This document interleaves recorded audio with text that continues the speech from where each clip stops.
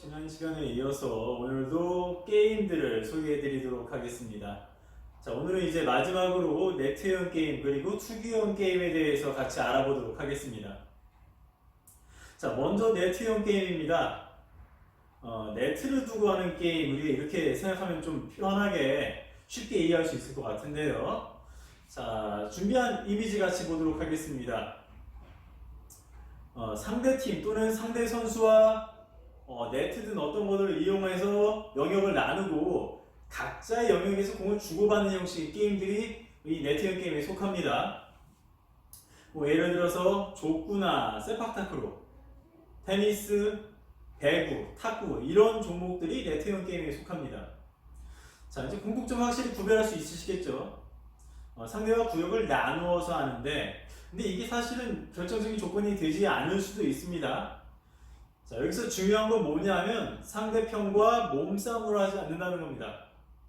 그리고 공을 지속적으로 주고받는다. 우리가 랠리라고 하는데 이 랠리 상황이 이루어지는 게임, 이런 게임을 우리가 네트형 게임이다 라고 이야기를 합니다.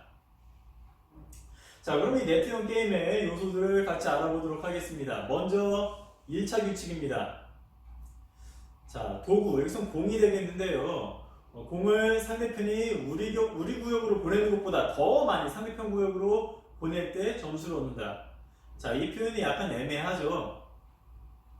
자, 내가 상대편에게 더 많이 보낸다는 게 무슨 이야기냐면 상대편이 받아야 할 것을 받지 못하게 한다는 겁니다. 좀 더 쉽게 표현하면 공을 주고받는 가운데 내가 정상적으로 보낸 공을 상대편이 제대로 받지 못했을 때 1점을 얻는다. 이렇게 해석을 해도 될 것 같습니다. 자, 그럼 이런 게임에 사용되는 도구 뭘까요? 공이죠. 보통은 이제 구형을 이용합니다. 물론 배드민턴 같은 경우에 셔틀콕이라는 특수한 도구를 이용하기도 하는데요. 대부분의 경우 손이나 어떤 특정한 도구를 이용해서 상대편 영역으로 공을 보냅니다. 자, 그럼 공을 어떻게 보낼까요? 종목의 특성에 따라 다르겠지만 발이나 손, 팔뚝, 머리 이런 신체 부위를 이용하거나 채, 라켓 같은 도구를 접촉해서 상대편에게 넘깁니다. 자, 그리고 공의 접촉은 게임마다 조금 차이가 있습니다. 한 명이 공을 넘길 수도 있지만 단체 종목의 경우에는 지정된 횟수 범위 내에서 여러 명이 공을 접촉한 뒤에 상대편 영역으로 보내는 경우가 많습니다. 이 바운딩에 대해서도 규칙이 다를 수 있는데요. 공을 선발이나 바닥에 튀기는 것을 허용하는 경우도 있지만 공이 바닥에 닿았을 때 실점을 하는 경우도 있습니다. 자, 한번 예를 들어 보겠습니다. 우리가 테니스, 족구와 같은 종목에서는 공이 바닥에 닿은 상태에서 넘어갑니다. 특히 탁구의 경우에는 선반 위에서 플레이가 이루어지겠죠. 하지만 배구나 배드민턴과 같은 종목에서 공이 바운딩 되면 어떻게 되죠? 그렇죠. 이거는 실점이 됩니다. 그러니까 종목마다 차이가 있으나 중요한 건 1차 규칙이죠. 공을 서로 주고받는 가운데 내가 받은 횟수보다 상대편이 더 많이 받는다. 또는 내가 보낸 공을 정상적으로 보낸 공을 상대편이 받지 못하게 한다. 이런 1차 규칙은 동일하다는 겁니다. 지금 말씀드린 공이 접촉에 대한 규칙은 2차 규칙에 해당하겠죠. 자, 공간은 일반적으로 네트나 선과 같이 양편의 구역을 나누어서 진행을 합니다. 하지만 종목에 따라서는 구역을 공유하는 경우도 있습니다. 대표적인 예가 바로 킨볼입니다. 물론 제가 이 수업에서 변형된 킨볼을 다루긴 하는데 실제로 초등교육이나 중학교 교육의 현장에서 많이 사용되는 네트형 게임입니다. 그런데 네트를 사용하지 않아요. 공간을 공유합니다. 킨볼에 대해서 여러분들이 자세히 알고 싶다면 유튜브 검색하면 굉장히 많은 설명들이 나와 있습니다. 시간 내서 꼭 보기 바랍니다. 자, 그러면은 점수를 어떻게 획득하는지 알아보겠습니다. 상대편에게 보낸 공을 정상적인 방법으로 보내야겠죠. 정상적으로 상대편에게 보낸 공을 상대편이 받지 못하거나 상대편이 공을 받거나 공격하는 가운데 반칙을 했을 때 점수를 얻게 됩니다. 자, 그럼 우리 네트형 게임에서 무엇을 가르쳐야 하는지 같이 살펴보겠습니다. 자, 이것도 공격과 수비 나누어서 설명을 하겠는데요. 먼저 공격입니다. 공을 공간이 가장 넓은 지점으로 보내는 전략. 이 넓은 지점이라는 게 어떤 걸 의미합니까? 넓다는 것은 상대편의 수비가 비어있다는 걸 의미합니다. 자, 이런 공간을 포착해서 공략하는 전략. 두 번째로, 공을 수비가 대비하지 못한 방식으로 보내는 전략입니다. 자, 오른쪽 그림 보면 좀 더 쉽게 이해할 수 있을 것 같은데요. 자, 네트형 게임에서 네트 앞에서 공격이 이루어질 때 일반적으로는 내려 찍을 것이다 라고 예측을 하게 되는데, 그렇기 때문에 상대편 수비 선수는 지금 파란색 인물이 움직이는 것처럼 네트 앞으로 이동하는 경향이 있습니다. 이때 머리 위로 넘겨서 보내는 전략을 사용할 수도 있다는 거죠. 다시 말해서 상대방이 예상 밖의 지점으로 공을 보내는 전략을 가르쳐야 하겠죠. 자, 다음으로 수비 상황입니다. 수비 상황에서는 공을 받기 좋은 위치로 이동하는 건데, 아까 전에 설명했던 내용이랑 바로 또 연결이 됩니다. 네트 앞 플레이 같은 경우 보통 내려 찍는 공격을 많이 하게 되고, 이런 경우에는 수비하는 쪽에서 네트 앞으로 밀착해야 될 거예요. 자, 그리고 또 다른 전략은 빈 공간을 많이 만들지 않도록 하는 겁니다. 이건 아까 전에 이야기했던 공격 전략하고 거꾸로 이야기할 수 있을 것 같은데요. 구역을 정확히 적당히 나누어서 수비함으로써 상대편 공격하는 쪽에서 특별한 허점을 찾지 못하게 하는 이런 전략을 세워야 합니다. 그리고 이 이외의 나머지 부분들은 기능이 채워지겠죠. 자, 그래서 제가 네트형 게임의 한 예로 변형 킴볼을 여러분들에게 소개해 드리려고 합니다.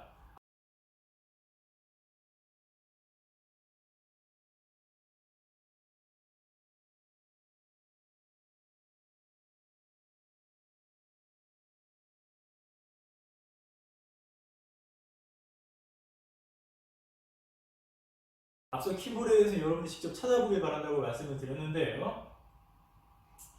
지금 설명하는 이 변형 킴볼은 학교에서 실제로 킴볼을 하기 좋게 제가 수정해 본 내용입니다. 원래 킴볼 게임에서는 전체 3팀이 경쟁을 하는 구조로 이루어져 있는데, 실제로 3팀을 나눠서 게임을 진행하는 게 만만치가 않습니다. 특히 학급 대항 경기를 치른다고 했을 때는 굉장히 어렵죠. 그래서 제가 지금 보여드리는 이 변형 킴볼은 두 팀이 경쟁을 할 수 있게끔 만들어진 그런 규칙을 가지고 있습니다. 자, 지금 그림을 보면 A1, A2가 있죠. 서로 같은 팀입니다. 같은 팀이지만 두 개의 조로 나누어져 있는 거예요. B팀, 파란색 팀도 보면 B1과 B2 두 개의 조로 나눠져 있습니다. 마찬가지로 같은 팀에 속하지만 조가 다른 거예요. 자, 지금 공 주위에 A1이 있는데 A1조가 공격할 차례입니다. A1조가 공격할 때에는 공격하는 팀이 다른 조인 A2 어디 나가 있죠? 그렇죠. 경기장 밖에 나가 있습니다. 다시 말해서 공격을 할 때에는 직접적으로 공격을 시작하는 한 개의 조만 경기장에 들어오고 나머지 조는 경기장 밖에 나가야 됩니다. 이때 경기장 안에 들어오면 파울이 되는 거예요. 마찬가지로 한번 공격을 하면 이제 공격이 상대편으로 넘어가게 될 텐데, 그때는 또 B팀 중에 공격하는 팀만 경기장 안에 있고 나머지 다른 조는 경기장 밖으로 나가야 됩니다. 자, 지금 제가 말로 설명해서 여러분들이 쉽게 이해하기 어려울 것 같은데 사진과 영상을 보면 좀 더 잘 이해할 수 있을 것 같습니다.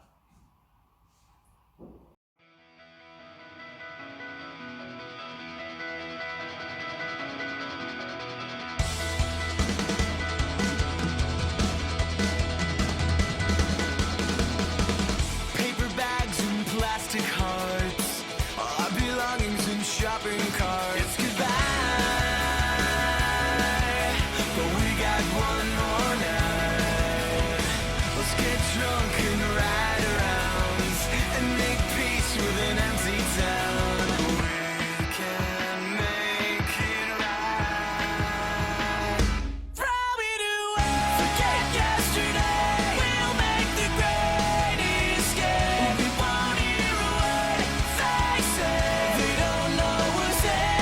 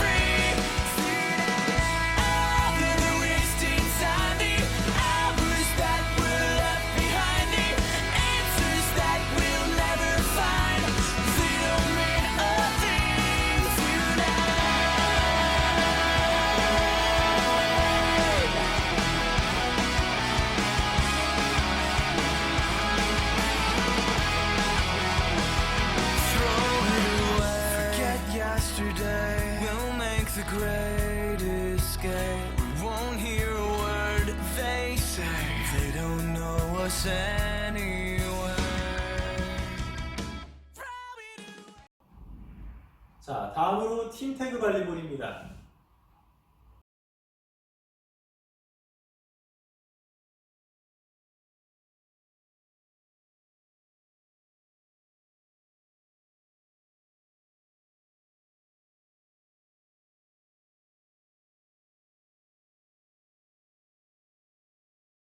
자, 이 게임의 경우에는 배드민턴 경기장에서 이루어지는 배구용 게임이다.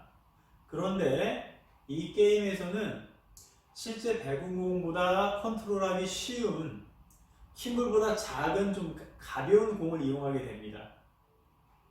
자, 경기장 같이 살펴보도록 하겠습니다. 이 게임 역시 한 팀이 두 개 조로 나누어서 게임이 진행이 되는데요. 자, 지금 보면은 각 팀의 1팀 1조가 경기장 안에 들어와 있습니다. 이때 한쪽 조가 공격을 해서 공을 네트 너머로 넘기면 뒤에 있는 조와 교대를 하게 됩니다. 마치 프로레슬링에서 태그하는 방식하고 비슷하게 해석할 수 있습니다. 서로 교대를 하는 거죠. 상대편 공이 날아오면 수비를 하고 공격해서 공을 보내는 순간 다른 조와 뒤에 있는 대기하는 조와 교대를 하는 방식으로 게임이 진행이 됩니다. 이것도 여러분들이 영상을 보면 더 쉽게 이해할 수 있을 것 같습니다. 자, 근데 경기장을 좀 더 살펴봐야 되는데 스파이크 제한 구역, 서비스 라인 이렇게 나와 있죠. 자, 이게 배구가 아니기 때문에 네트 높이가 굉장히 낮습니다. 그래서 내려치기가 굉장히 쉬운데요. 모든 서브나 그리고 모든 스파이크는 서비스 라인보다 뒤에서 이루어져야 됩니다. 지금 네트 앞에 있는 스파이크 제한 구역에서 공격을 하는 건 반칙입니다. 여기서 스파이크와 스파이크가 아닌 것을 구별하는 기준은 뭘까요? 여러분들이 판단하기 좋아야 되는데요. 공의 궤적입니다. 어떤 모양으로 공을 때리든 간에 공이 포물선으로 날아가는 것만 스파이크가 아니게 됩니다. 다시 말해서 서비스 라인보다 더 네트에 붙어서 공격을 해도 되는 거예요. 내를 찍지만 않는다면.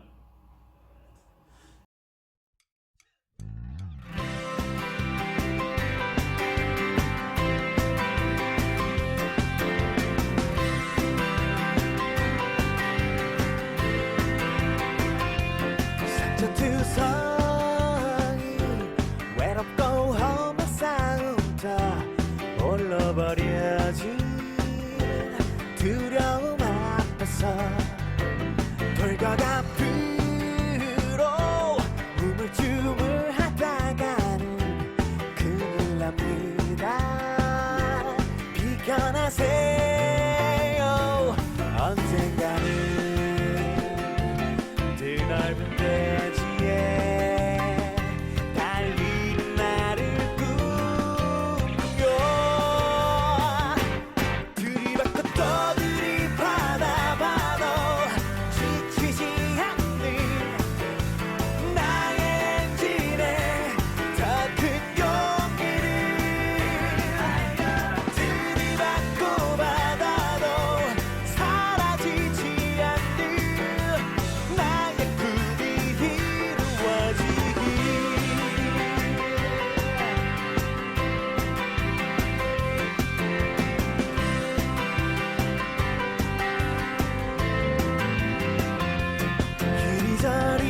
이리저리로 핸들을 돌려보지만 막다른 벽이 원망스러워. 언젠가는 드넓은 대지에 달리는 나를 꿈꾸며 들이받고 또 공이 네트에 닿았을 때 이것을 파울로 적용할 것인가 말 것인가. 제 경우는 이 게임에서 파울로 적용을 합니다. 물론 세부적인 규칙은 여러분들이 정하기 나름입니다. 이 팀 태그 발리볼도 제가 개발한 거예요. 그러니까 이건 1차 규칙에만 집중한 게임이다라고 볼 수가 있는데 여러분들도 이 1차 규칙을 보존하는 수준에서 학급 상황에 맞게, 시설이나 교구 상황에 맞게 응용하시면 좋을 것 같습니다. 자, 다음으로 투기형 게임입니다. 우리가 범퍼, 소프, 그리고 알몬드의 이론에서는 게임을 4가지 분류로만 구별하고 있습니다. 표적형, 영역형, 필드 및 타격형, 그리고 네트형인데요. 투기형 게임은 하나의 게임으로 분류되어 있지 않은 상태인데 이것도 제가 한번 분리해 본 겁니다. 우리 교육과정에서는 투기 종목이 나와 있어요. 어떤 종목이 나와 있을까요? 민속 전통 스포츠인 태권도와 씨름이 들어가 있습니다. 근데 제가 오랜 기간 동안 체육교과를 전담해서 지도해 봤는데 사실 초등학생들 수준에서 투기형 게임들, 씨름이나 태권도를 가르치는 게 만만치 않습니다.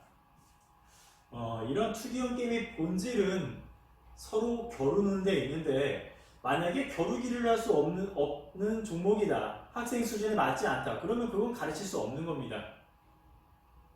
실제로 교육 현장에서 태권도를 지도하겠다는 생각으로 수업을 하시는 분들을 살펴보면 겨루기가 위험하기 때문에 약속 겨루기, 그러니까 공격과 방어를 이미 짜놓고서 하는 거죠. 시뮬레이션을 하듯이요.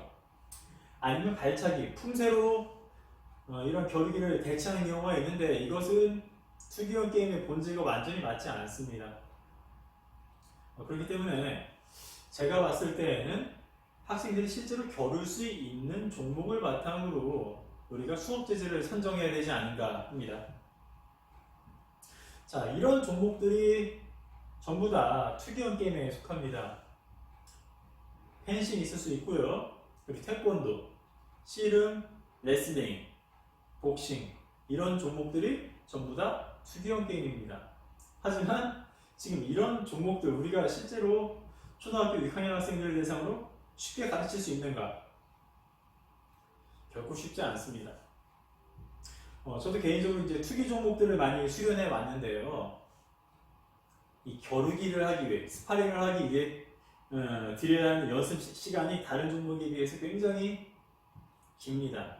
그냥 본 게임까지 들어가기에 우리가 연습해야 되는 분량이 많다는 거죠. 이 연습이 이루어지지 않는다면 큰 부상을 당할 수도 있기 때문입니다. 자, 그러면은 실제로 우리가 이 투기형 게임을 가르칠 때 어떻게 가르쳐야 할까? 물론 이 게임 부분 여러분들이 분리가 가능하다고 볼 것 같아요. 펜싱이나 태권도, 복싱 같은 경우는 우리가 접촉하는 방식, 그러니까 타격을 이용한 겨루기를 하게 되는데 씨름이나 레슬링, 뭐 여기 나와 있지 않지만 유도의 경우에는 상대편의 무게중심을 빼앗아서 균형을 잃게 만드는 데 목적을 두고 있습니다. 그래서 우리가 이런 투기 종목은 2가지로 나눌 수 있을 것 같아요. 타격형 또는 비타격형. 저는 이렇게 구분할 수 있다고 봅니다. 그래서 저는 이번에 여러분들에게 이야기하고자 하는 게 이 투기형 중에 타격 중심이 되는 활동들에 대해서 같이 살펴보려고 합니다. 물론 이것도 우리가 이해중심 게임 모형의 어떤 증거에 의해서 연구된 내용이 없습니다. 그래서 제가 분석한 내용을 바탕으로 여러분들에게 설명을 드리는 겁니다. 자, 1차 규칙 보겠습니다.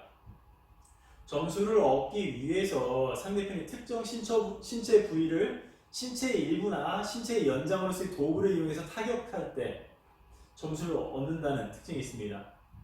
또 상대편의 득점을 막기 위해서 상대편의 공격을 회피하거나 막아내는 동작을 포함합니다. 이게 타격형 투기도전의 1차 규칙이라고 볼 수 있다는 거죠.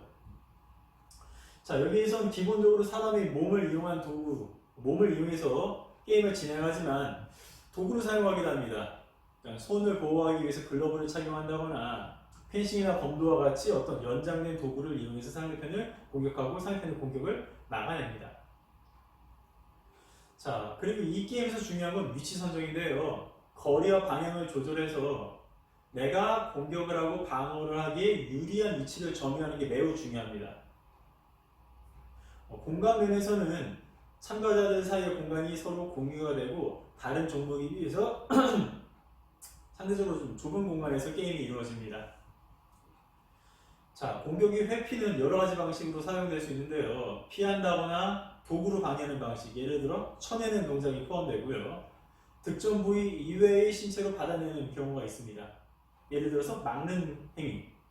복싱 같은 경우에는 얼굴과 몸통을 제외한 다른 신체 부위로 상대편의 공격을 막아내는 경우가 있죠. 예를 들어서 어깨로 상대편이 나에게 내 얼굴을 공격할 때 어깨로 막는 경우도 있습니다. 이렇게 점수와 무관한 신체 부위를 막는 것. 이것도 회피 하나의 기술이라고 볼 수 있죠. 자, 그러면 어떤 식으로 점수가 얻어지는지 살펴보겠습니다. 기본적으로는 득점이 되는 신체 부위를 접촉할 때, 적절한 방법으로 접촉할 때, 찌르거나 치는 동작으로 접촉할 때 점수를 얻게 됩니다. 그리고 상당수의 이 투기도전 종목들이 갖는 특징이기도 한데, 상대편이 경기에 참여할 수 없게끔 경기 불능 상태로 만들었을 때에도 이기게 되겠죠. 예를 들어서 태권도나 복싱 같은 경우 권투 경기에서 KO를 시켰을 때 점수와 무관하게 이기게 됩니다. 자, 그러면 우리가 여기서 무엇을 가르쳐야 되는지 살펴보겠습니다. 이 부분은 뭐 제가 정리한 내용입니다. 자신의 득점 부위를 보호하면서 상대편의 득점 부위를 타격해야 한다. 이걸 가르쳐야 된다는 거죠. 그리고 속임수 동작으로 상대의 실수를 지속적으로 유발해내야 됩니다. 그리고 마지막으로 방어와 공격의 유리한 높이와 거리, 방향을 포착합니다. 투기형 게임 같은 경우는 1대1 경기인 경우가 대부분이고요. 그리고 단체 경기라고 하더라도 보통은 차례를 지켜서 1대1 대결로 이루어집니다. 하나가 끝나고 그 다음 경기가 이어지는 방식, 이런 방식이 활용됩니다. 그리고 제가 높이, 거리, 방향이라고 이야기를 했는데 지금 그림을 보면 조금 더 잘 이해할 수 있을 것 같습니다. 자, 가장 왼편에 있는 그림이 거리를 이용한 위치 요소입니다. 내가 상대편을 치려면 더 나가서 쳐야겠죠. 그리고 내가 상대편 공격을 피하려면 뒤로 물러나야 됩니다. 그러니까 거리가 굉장히 기본적으로는 중요합니다. 물론 초보의 수준에서는 거리가 굉장히 중요해질 수 있는데 좀 더 숙련되면 될수록 어떤 높이나 방향의 요소가 더 많이 좌우합니다. 지금 저는 이제 권투 장면을 묘사해 봤는데요. 이 높이라는 거는 상대편이 얼굴을 공격하려고 할 때 숙이는 동작, 이런 게 높이를 설명하는 부분이고요. 그리고 이 방향이라는 건 상대편이 공격을 하려고 할 때 옆으로 움직이는 거죠. 옆으로 움직이는 겁니다. 자, 이게 아주 단순한 조건이긴 하지만 실제로 경기의 기량을 굉장히 많이 설명하는 부분이기도 합니다. 거리, 높이, 방향이라는 이 위치 요소들을 순간적으로 잘 포착하고 이용할 수 있을 때 이 게임을 유리하게 진행할 수 있습니다. 자, 그래서 활동 하나 또 소개해 드립니다. 어깨를 툭이라는 활동인데요.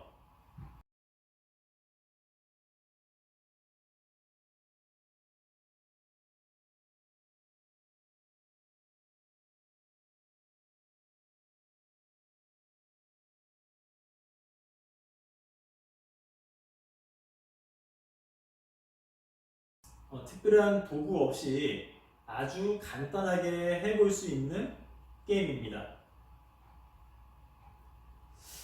자, 지금 보면 두 학생이 마주보고 있는 장면인데요. 상대편 어깨를 접촉했을 때 점수를 얻습니다. 물론 이 그림에서는 좀 잘못된 부분이 있는데 공격을 하는 손을 제외한 나머지 손은 뒷짐을 지도록 하는 게 좋습니다. 사진 한번 같이 보겠습니다. 자, 가장 왼편 보면은 훌라후프 사이에 한쪽 발을 넣고 양 학생이 서로 마주보고 있습니다. 이때 발이 빠지면 안 돼요. 두 발 중에 한 발은 반드시 경기장 안에 들어가 있어야 합니다. 이 상태에서 상대편이 내 어깨를 치기 전에 먼저 접촉을 하면 점수를 얻게 되는 거죠. 여기서 반칙이 있습니다. 우리가 상대편을 공격할 수 있지만 손을 쳐낸다거나 잡아챌 수는 없습니다. 오로지 공격만 하는 거예요. 방어는 없습니다. 방어는 오로지 피하는 것만 되는 거예요. 피하는 거. 좌우로 피해서 공격하는 것만 가능하다.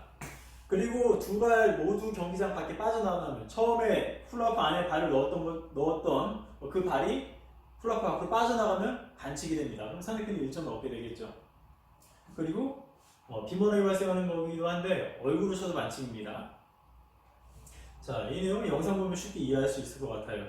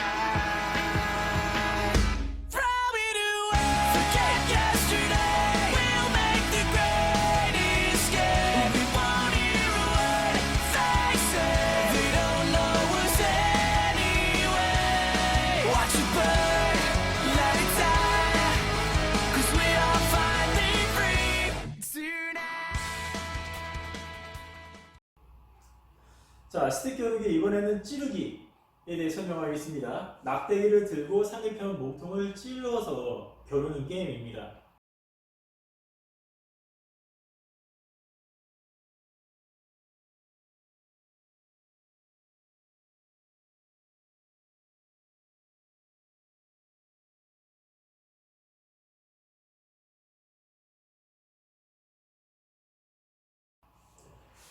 자, 세부적인 내용은 사진을 보면 좀 더 쉽게 이해할 수 있을 것 같은데요.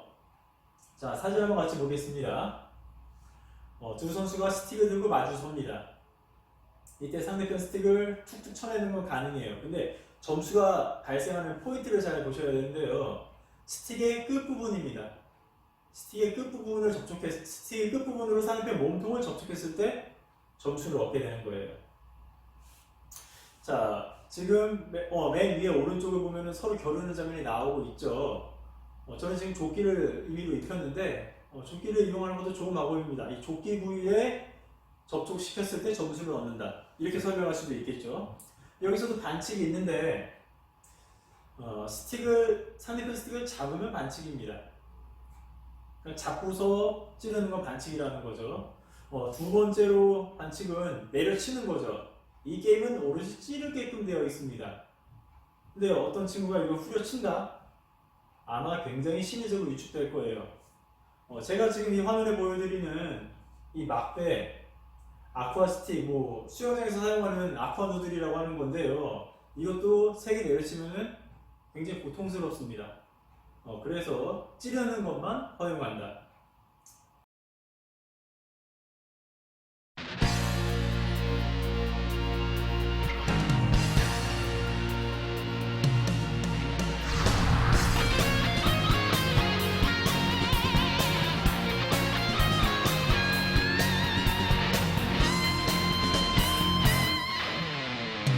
바람처럼 스쳐가는 정열과 낭만아 아직도 내겐 거친 꿈이었어. 이 세상 속에 남았지. 기다리지 않는 세월 등 뒤로 하면서 달려온 이곳 외로운 도시를 나는 끌어안았지. 사랑도 명예도 중요하지 않아. 미래와 소망을 위한 세상이 내게 필요해. 나는 야인이 될 거야. 어두운 세상에 져가며 아무도 나를 위로하지 않아. 꺼지지 않는 등불.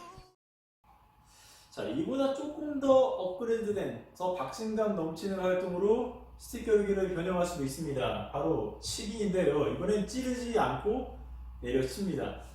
물론 이 내려치는 것이 굉장히 아픕니다. 그래서 이 활동할 때 특별히 학생들이 머리를 보호할 수 있는, 얼굴과 머리를 보호할 수 있는 장비를 착용하는 것이 바람직합니다. 자, 사진을 보면 좀 더. 자, 이렇게 해서 6가지 게임 유형에 대해서 같이 살펴봤습니다.